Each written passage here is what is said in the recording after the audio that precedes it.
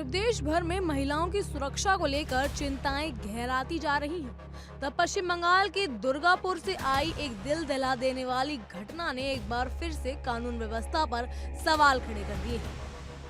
एक मेडिकल छात्रा से कथित गैंगरेप के बाद मामला सिर्फ अपराध तक सीमित नहीं रहा, वो अब राजनीतिक गलियारों में बड़ा मुद्दा बन चुका है।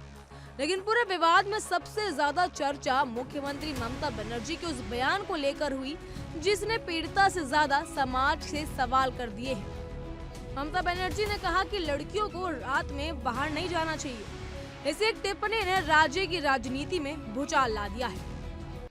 I am shocked to see the incident, but private medical colleges also used to take care for their students, and especially the girl child at night time. They should not be allowed to come out in the outside.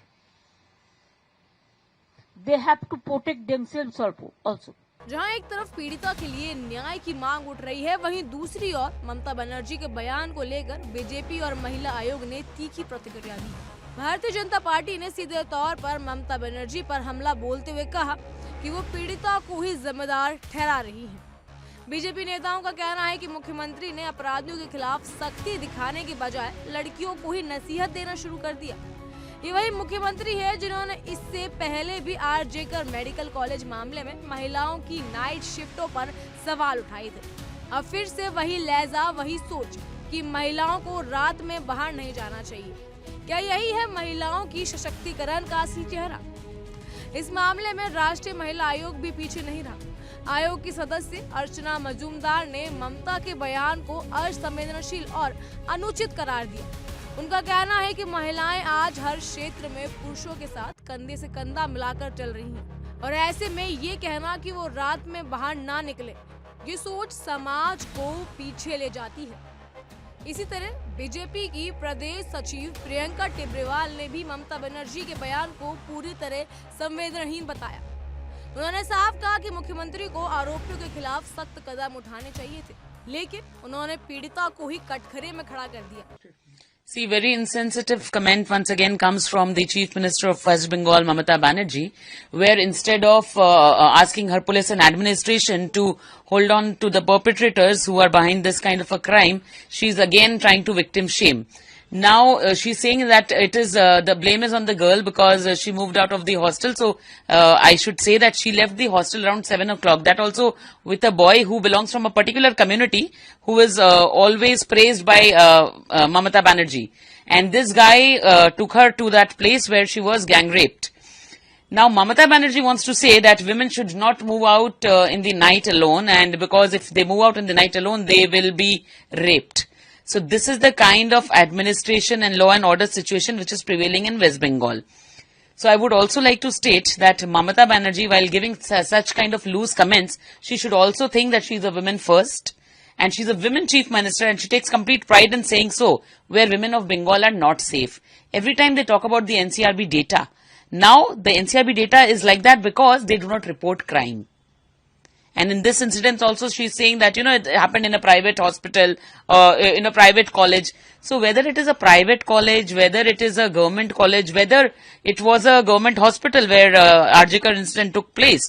So it is the responsibility of the government to ensure that women are safe. After the RJ Kar case, we heard Mamata Banerjee saying that, she will have a Ratri Sathi scheme to safeguard women. What happened to the scheme? Because Mamata Banerjee is now saying that women should not step out of their house. On the last occasion, she said that women should not be employed in a job where, the working hours are late in the night. BJP के वरिष्ठ नेता और केंद्रीय मंत्री सुकांत मजूमदार ने भी यहां तक कह दिया कि ममता बनर्जी महिलाओं को घर में कैद कर देना चाहती हैं। उन्होंने तंज कसते हुए पूछा, क्या ममता बनर्जी चाहती हैं कि सभी महिलाएं बुर्का पहनकर घर में बंद रहें? क्या यही महिलाओं की सुरक्षा का हाल है? सवाल सिर्फ इस बयान का नहीं है, सवाल इस सोच का है जो बार बार महिलाओं को ही सीमाओं में बांधने की कोशिश करती है। जब देश भर में महिलाएं देर रात तक काम करती हैं, पढ़ती हैं, जिम्मेदारियां निभाती हैं, तो क्या मुख्यमंत्री का ये कहना कि लड़कियां रात में बाहर ना निकले उन्हें पीछे धकेलना जैसा नहीं है? उधर ममता बनर्जी ने भी इस बयान पर अपनी सफाई देना शुरू किया कि लोगों ने उन्हें गलत समझ लिया है। उन्होंने कहा कि उन्होंने जो कुछ भी कहा वो लोगों ने गलत समझा है। उन्होंने ये भी कहा कि उनसे सवाल पूछा गया और उन्होंने जवाब दिया था, लेकिन फिर भी उसे तोड़ मरोड़ कर पेश किया गया है। ममता ने यह भी जोड़ दिया कि इस मामले में राजनीति नहीं होनी चाहिए, लेकिन सवाल यही है, जब खुद मुख्यमंत्री इस तरह के संवेदनशील मुद्दे पर ऐसा बयान देती हैं, तो क्या राजनीति का हिस्सा नहीं बन जाता है वो? इस बीच पुलिस ने कार्रवाई करते हुए 3 आरोपियों को गिरफ्तार कर लिया है और उन्हें कोर्ट में पेश किया गया, लेकिन पीड़िता को इंसाफ मिलेगा या नहीं, ये अब एक तरफ की बात हो गई है, क्योंकि देश की नजरें अब सिर्फ इस बात पर हैं कि मुख्यमंत्री ने गैंग रेप जैसे संवेदनशील घटना पर बयान देते वक्त शब्दों को कैसे चुना। क्या यही वही ममता बनर्जी है जो खुद को महिलाओं की हितैषी बताती है? क्या एक संवेदनशील नेता को ये नहीं समझना चाहिए कि ऐसे मामलों में बयानबाजी से पहले सोच समझकर बोलना कितना जरूरी है? अब ये मामला सिर्फ कानून और व्यवस्था का नहीं रहा, अभी एक सोच का मुद्दा बन चुका है, एक ऐसी सोच जो पीड़िता पर सवाल उठाती है, अपराधियों पर नहीं। और जब ये सोच सत्ता में शीर्ष पर बैठी हो तो डर का माहौल और गहराता है। क्या वाकई ममता बनर्जी के लिए ये लोगों ने गलत समझा है, या फिर उनकी सोच ही असल में वही है जो उनके शब्दों में झलकती है? इस सवाल का जवाब समय देगा, लेकिन फिलहाल इस बयान में सियासत के साथ साथ समाज की आत्मा को भी झकझोर के रख दिया है। इस पर आपकी क्या राय है, हमें कमेंट सेक्शन में जरूर बताइएगा। फिलहाल के लिए इतना ही। तमाम खबरों के लिए फॉलो कीजिए इंडिया डेली।